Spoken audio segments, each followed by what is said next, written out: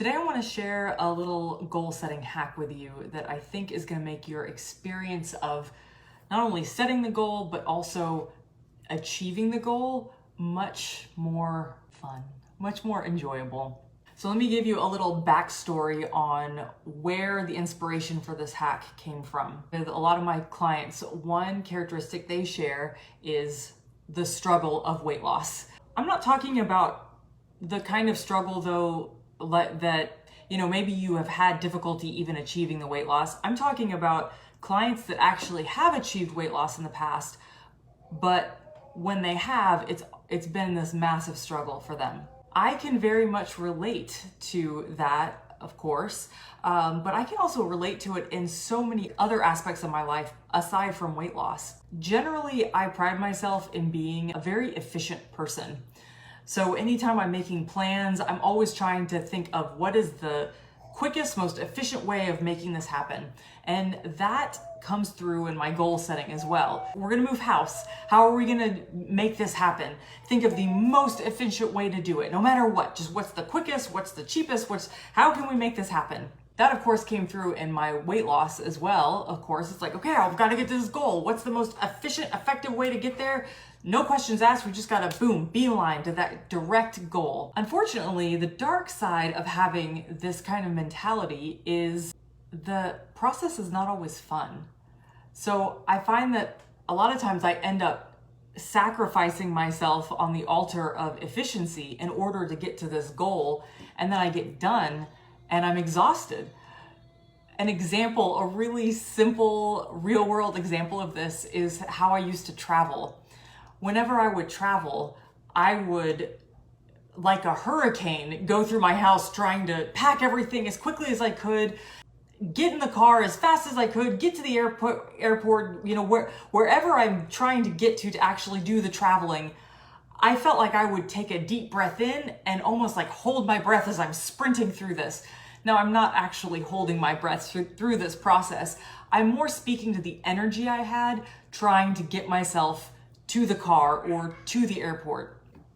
And then the end result is I would slump down in my seat, exhausted, and then also thinking through my head, did I get everything I wanted to get? Just freaked out and haggard, completely haggard in the experience.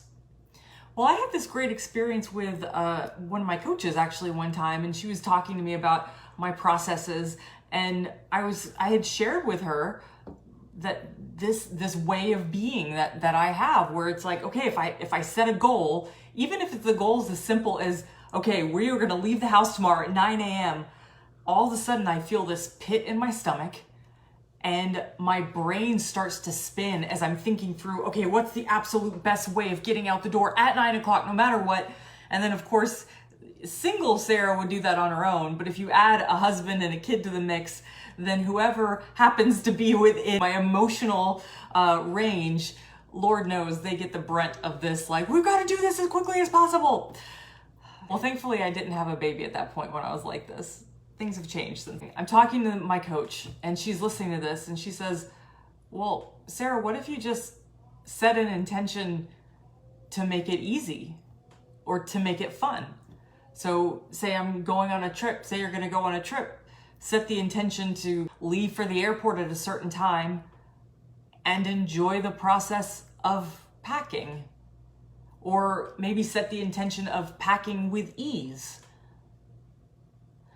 And it seems simple, right? It seems like, what? But when she said it, I realized at no point when I goal set do I ever talk about how I want to achieve the goal, meaning the energy that I want to do it with. Do I want to do it easily, or do I want to make it this struggle and this like uphill climbing Mount Everest thing? I've just always assumed that to hit a goal of any kind, it has to have that climbing Mount Everest energy to it. And so I played with it, and then I played with it some more. And the more I played with it, the more I realized this is genius. This is brilliant. The reason why is I realized our brain is a supercomputer. So if you give your brain any kind of a task, your brain is going to go to work making that happen. It's going to try and figure out how to do it. And so my brain on autopilot, I was just giving my brain the task of, here is a goal, make it as difficult as possible. Maybe so that I can have something to show for like, oh, there was an effort there. But when I started changing my outlook and changing my approach with that one simple hack of, all right, we want to get out the door at 9 a.m. tomorrow morning. How can we do this? And how can we do it with ease?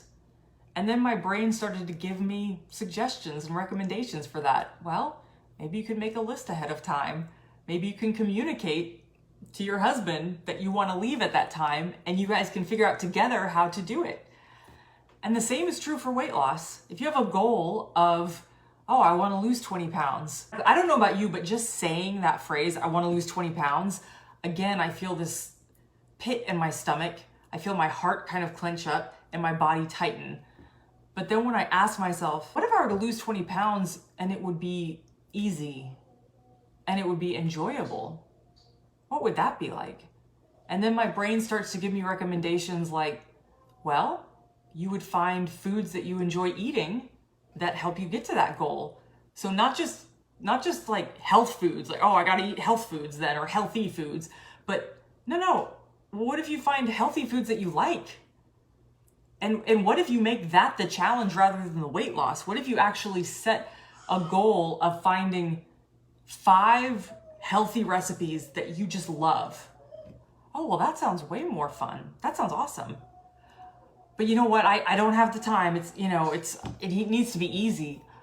Well, what if we make it, Forrest and I actually have this great phrase. We call it bag of chips easy. And that's because I've had so many clients that say like, oh, I don't have time to cook. But you know what all of us have time to do is to reach into a vending machine or reach into the cabinet and pull out a bag of chips and pop it open. We all have time for that. Okay, well, what if we set the intention, I want to put together this list of 5 healthy recipes that I love and that they're bag of chip easy. What if I do that? That gives me a lot more space to work with.